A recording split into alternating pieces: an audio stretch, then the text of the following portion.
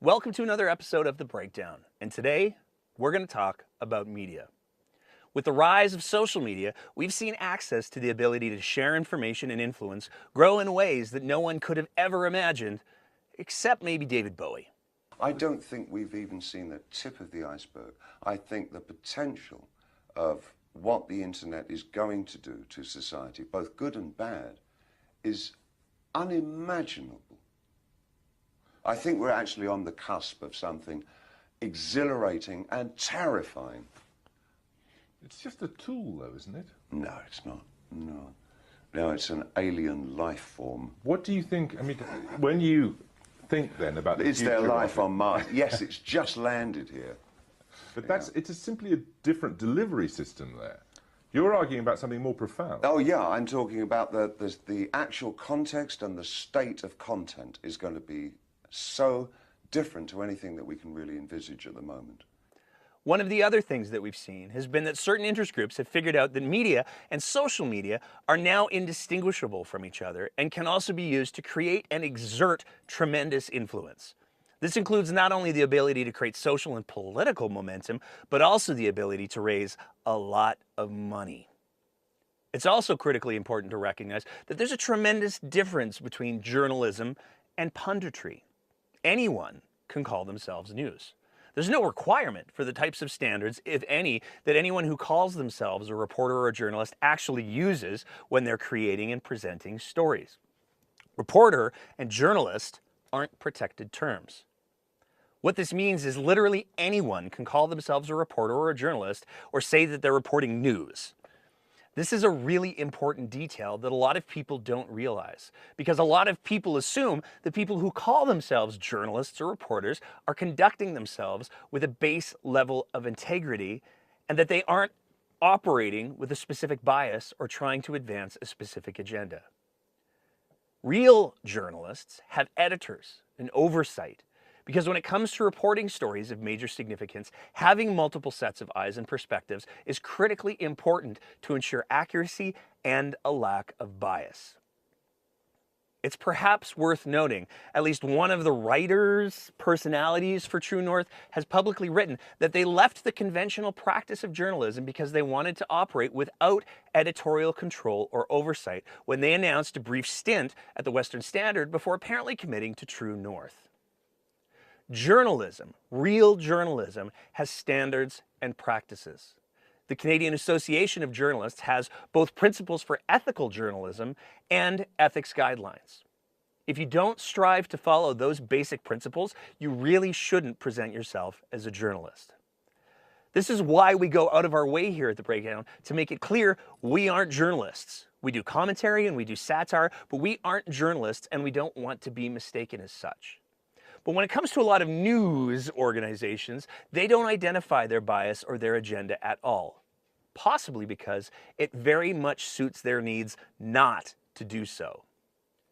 The question that more and more people and consumers of news should be asking is, what is the bias and the agenda of whatever news organization whose content they are consuming? Today, we're going to try and ask that question about a media group that has grown exponentially in both reach and influence over the last few years, particularly during the pandemic nationally and in Alberta during the UCP leadership race. So today, we're going to talk about True North. True North goes out of their way to make sure that anyone who comes across their content believes that they're a legitimate news organization.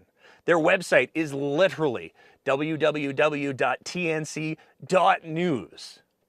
Their description on their website reads, True North is a Canadian digital media platform that seeks to provide Canadians with fair, accurate, truthful, and fact-based news reports, analysis, investigative reports, podcasts, interviews, and documentaries. Nowhere in that descriptor does it include the undeniable reality that a tremendous number of True North articles include a stunning amount of editorialization or opinion. Looking at this story alone, the amount of editorializing and opinion is pretty impressive. The fact that True North has a regular show called Fake News Friday should be viewed as deeply problematic because the immediate implication is that anything that's discussed on the show is fake news.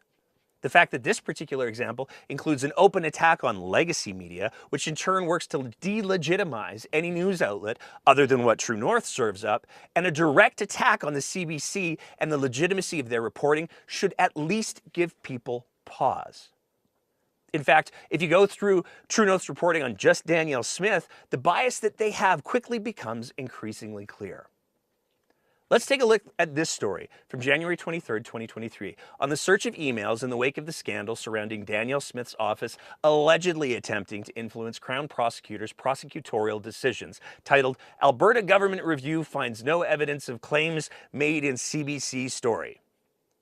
To be clear, if Smith was directing or trying to influence the decisions that Crown prosecutors make, not only would that be wildly unethical and arguably illegal, but no one wants to live under a government that gets to decide which of their political friends and enemies get prosecuted and which ones don't.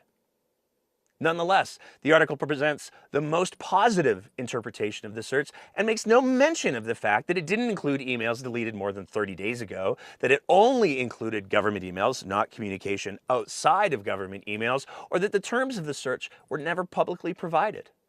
By most accounts, the search was performative and grossly incomplete, but here's True North presenting it without any of those flaws and backing up Smith's narrative unquestioningly, which is actually pretty consistent for True North and the reporter, writer who wrote this story in particular. It's incredibly hard to find a story by True North or that writer that is in any way critical of Smith. Most of the time, the stories present Smith and her endless scandals in the best possible light, while simultaneously, subtly, or overtly working to discredit the source that's bringing those scandals to light. In fact, one of the things that made us pay particular attention to True North was the fact that during the UCP leadership race, they seemed to have pretty much unlimited access to Smith for interviews and comments at times when Smith was barely interacting with legitimate, unbiased journalists at all. Which brings us to the biggest question of this episode. What's the story with True North?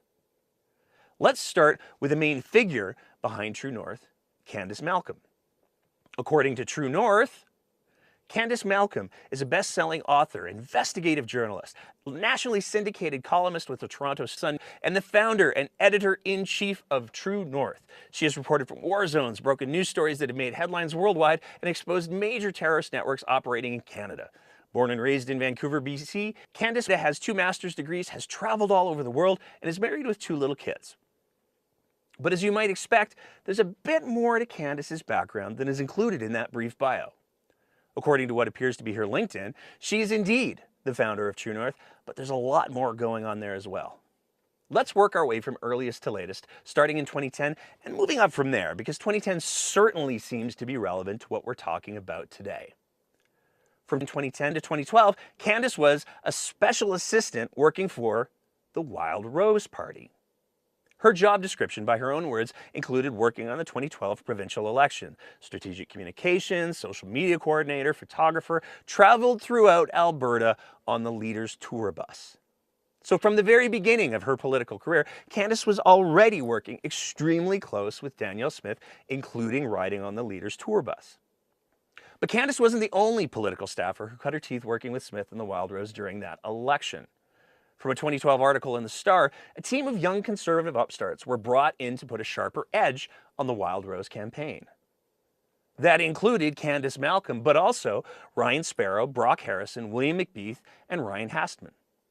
There's definitely a few more than familiar names in that bunch, but there is at least one other one that's particularly relevant to True North, and that's William McBeath. More on him in a bit. From there, Candice's career went straight up and she became the federal press secretary to the Minister of Citizenship, Immigration, and Multiculturalism from May of 2011 to April 2012. Hey, who was the minister during that period? Oh, right, this guy, Jason Kenney. And were there any major scandals in Kenney's office during that period? You bet there were. In October of 2011, the Sun News Network, a now catastrophically failed right-wing news channel who had Ezra Levant as one of their core personalities, orchestrated a fake citizenship ceremony live on air. To make a very long story short, Sun News had requested a citizenship ceremony and were told they could have a reaffirmation of a citizenship ceremony, but they didn't get enough people to show up. So legislative staffers also took the oath, while Sun News hosts presented it as an actual citizenship ceremony. And congratulations to all the new Canadians here, 10 of you here. News broke of the fake publicity stunt that some argued was to help Sun News appear more legitimate, and both Sun News and Kenney's office went into full spin. And who was the press secretary who appeared on Sun News to spin?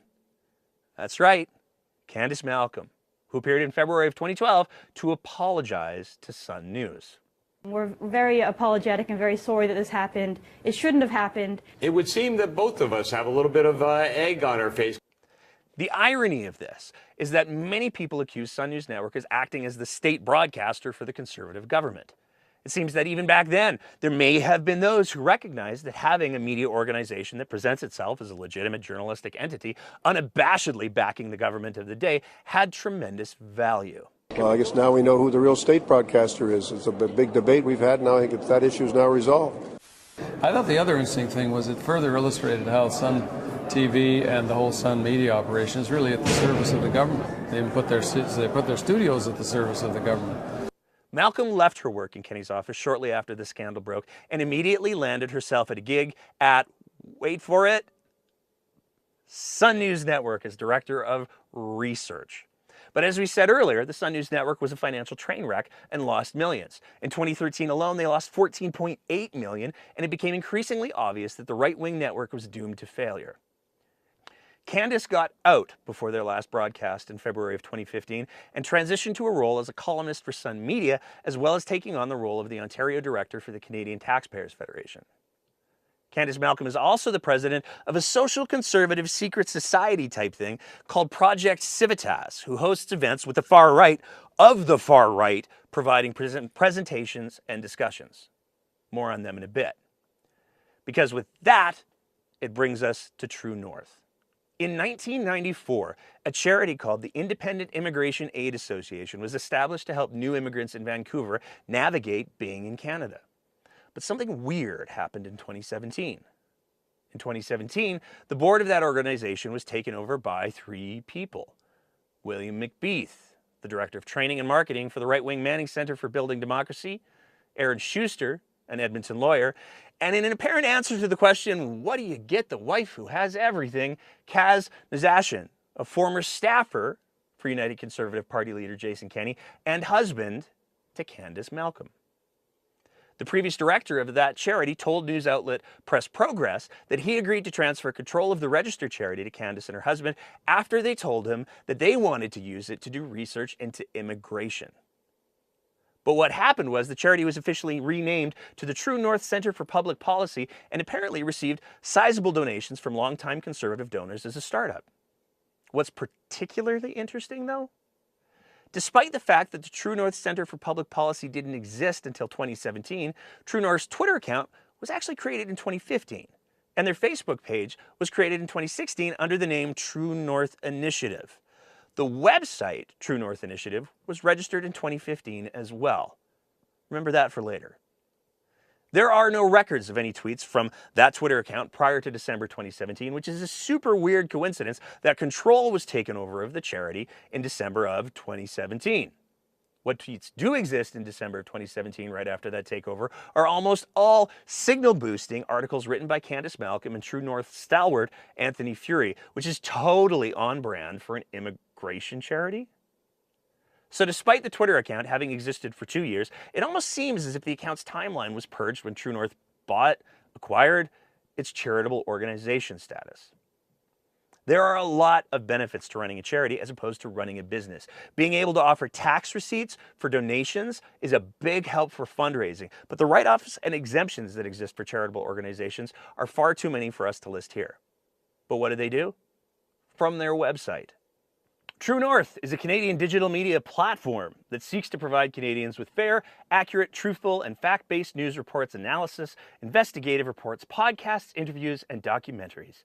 Its parent group, True North Centre for Public Policy, is an independent, non-governmental, non-partisan think tank and public policy organization that conducts research and investigative journalism on important public issues in Canada, including but not limited to immigration, integration, and national security. It is a registered Canadian charity.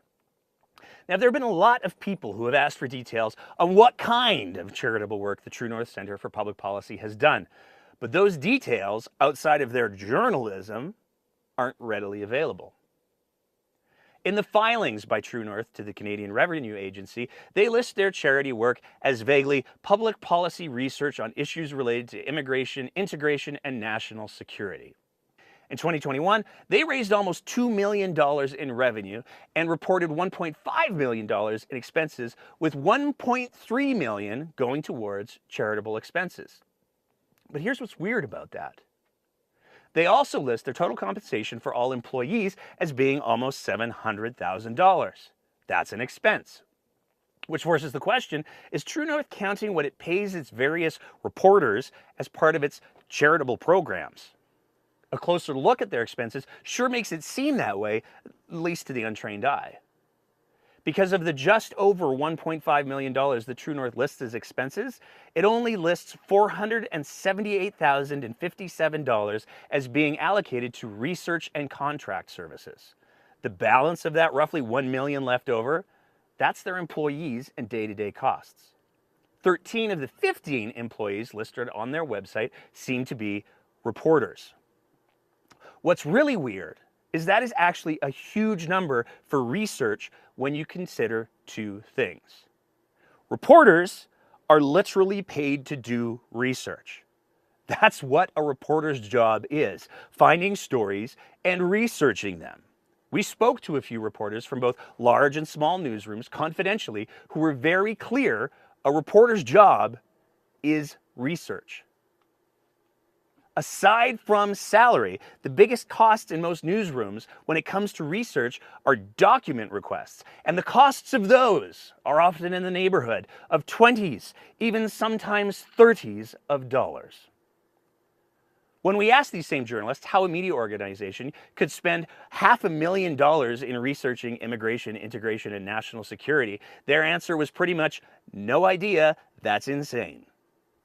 But to get an even better idea, we spoke to a few post-secondary institutions to get an idea of what the budget is for a political science department that teaches and does high-quality research into the same things that True North claims to do. We were told the budget for an entire political science department would be in the neighborhood of $1 million, and that's including the wages. True North's ambiguous research and contract services alone is almost half that, and their wages are $700,000. The kicker, we can't find any published research that they've produced.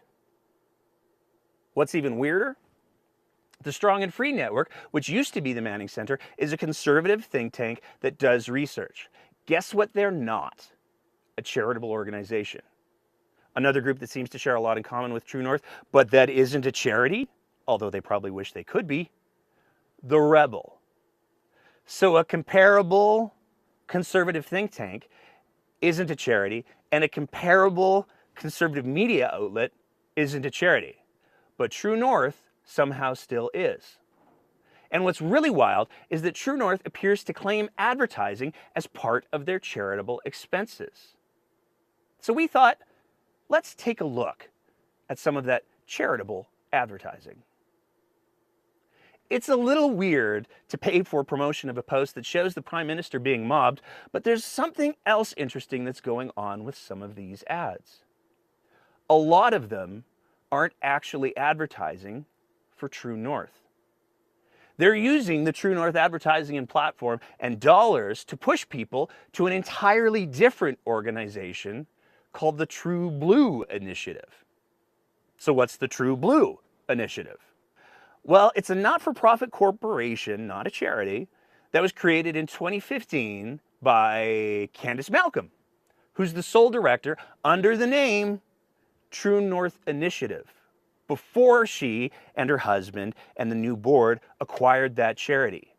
And in 2021, the name was changed from True North Initiative to True Blue Initiative. Their website? It's just a collection of data mining petitions. No identifying information, no about, no privacy policy, nothing like that. Petitions calling for the CBC to be defunded and signal boosting True North. Because of course, that's what the petitions would be. So just to be clear, Candace Malcolm created the True North Initiative in 2015. The Facebook page for True North News was originally called the True North Initiative in 2016. The Twitter account that True North News currently uses was created around the same time as the True North Initiative. And in 2021, Malcolm changed the corporate name of the True North Initiative, which is a separate company from True North News, to the True Blue Initiative, and True North News has been advertising True Blue petitions with their money that they received as donations because they're a charitable organization. It looks like True North News could appear to be fronting advertising money for a separate corporation that does data mining petitions and doesn't even have a privacy policy for the petitions or their website. Wonder what they do with all that personal data they collect. So is True North also claiming that their brand of partisan reporting that is demonstrably biased is charity work? We're neither financial experts or, as we've said elsewhere, journalists, but it certainly looks like True North could be using its acquired status as a charitable organization to front building a media empire. Which would be really wild, because in a 2019 Press Progress story, Press Progress wrote that CRA said that operating a media organization through a charity is not allowed under current charity law except in very limited circumstances. Currently in Canada, journalism is not recognized as a charitable purpose in its own right, a CRA spokesperson told Press Progress. There is a list of journalistic organizations that have been recognized as having charitable elements by the government and that are allowed to issue tax-claimable donation receipts. We checked that federal list of registered journalism organizations, and oddly, True North doesn't appear to be on it. We also went looking for any peer-reviewed published research or any published research reports, but the only public face of the True North Center for Public Policy that we could find is the trc.news website. And despite looking for hours, we couldn't find any mention of any charitable works on there. We did ask both True North and Candace Malcolm where we could find a detailed list of their charitable works, but despite their prolific and omnipresent Twitter presence, we didn't get a response. It's also worth noting that as of 2020, the original lawyer who was part of the charity takeover appears to have been replaced by Ontario lawyer Jessica Kurdajian. A few other side notes. In 2019, True North and Rebel News were denied accreditation by the Parliamentary Press Gallery for federal leader debates and ended up taking the issue to court, where they were granted access because of irreparable harm of not being allowed to cover the debates. Out of that same situation, though, Candace Malcolm decided to start her own press gallery, the Independent Press Gallery, another not-for-profit organization. The director of the Independent Press Gallery? William McBeath. Presumably the same William McBeath that is on the board of directors for True North. So what's William McBeath's background? Well, a LinkedIn currently lists him as the chief operating officer of True North. Before that, director of training and marketing for far-right think tank, the Manning Center for Building Democracy. And before that, from 2010 to 2014, it looks like Billy was in a number of roles with, you guessed it, Danielle Smiths' Wild Rose. So, with the founder of True North having worked with Danielle Smiths' Wild Rose, and the current chief operating officer of True North, who also sits on the board of directors for True North, also having worked for Danielle Smiths' Wild Rose, and with some people saying that in many ways True North operates as the positive propaganda arm of the Smith government, we decided that we needed to look up the contact information for True North and head to their offices, ask them some questions. In one of the first field pieces, the breakdown is done in a while.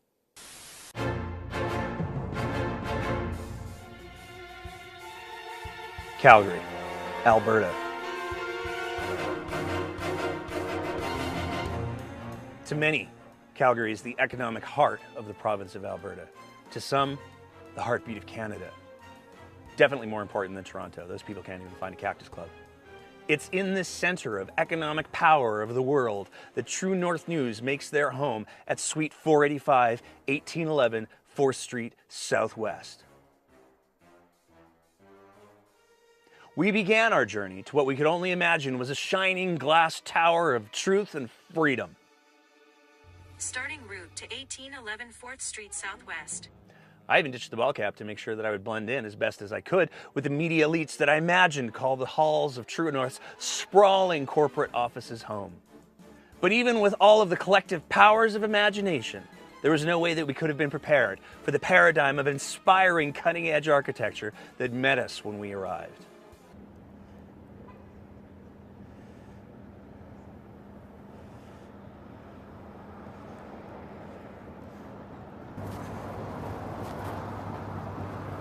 Really?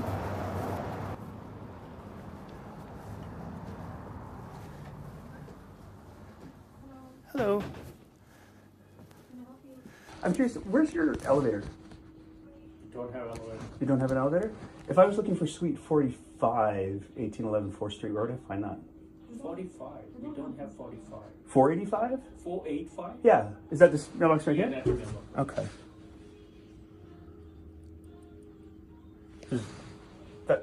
I'm looking for an office.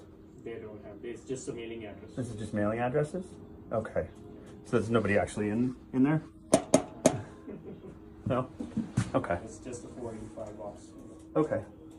So no elevator to a 4th floor, a 9th floor, or anything like that? Okay. All right. Thank you very much. Have a good day. While we were there, though, we had heard that the offices for the Independent Press Gallery were also nearby, so we figured we would check them out as well.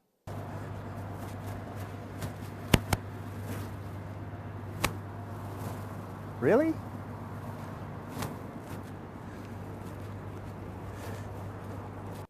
The True Blue Initiative? Starting walking directions to 1811 4th Street Southwest. Arrived. The Alberta Parents Union? Really? The Alberta Institute? Really? Project Confederation? Arrived. Project Civitas, the secret organization that hosted an event in Calgary last year that Candace Malcolm is the president of and had Danielle Smiths and John Carpe as speakers on COVID and Preston Manning on embracing populism?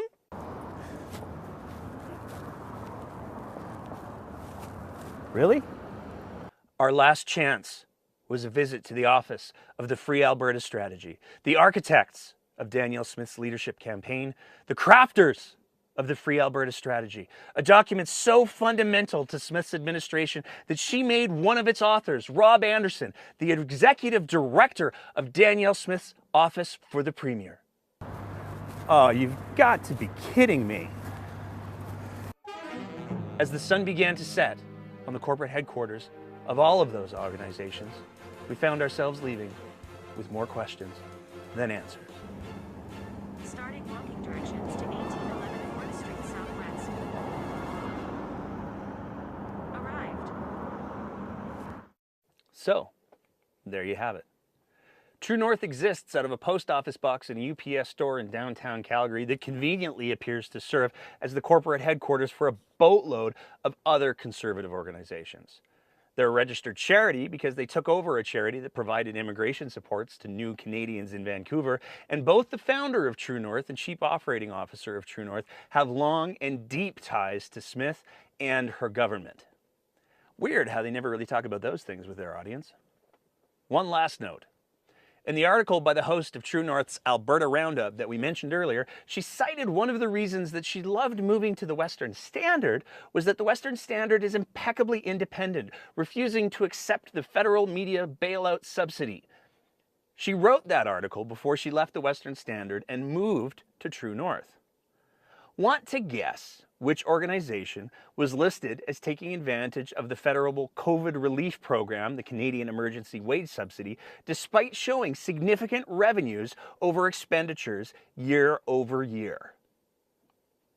Yup, True North. Principles, right? Now, we want to be very clear here. We aren't journalists or tax experts, and we're definitely not saying anything other than, to our eyes, there are a lot of questions as to how True North conducts its charitable endeavors and where the overlap is between charity, media work, and advocacy. Because to our completely non-expert eyes, that line might be a little blurred.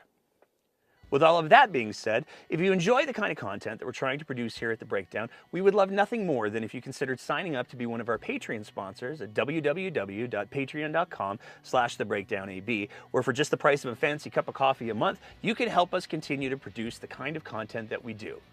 We just can't and won't issue you a tax receipt. You might get a sticker though. You will. You'll get a sticker.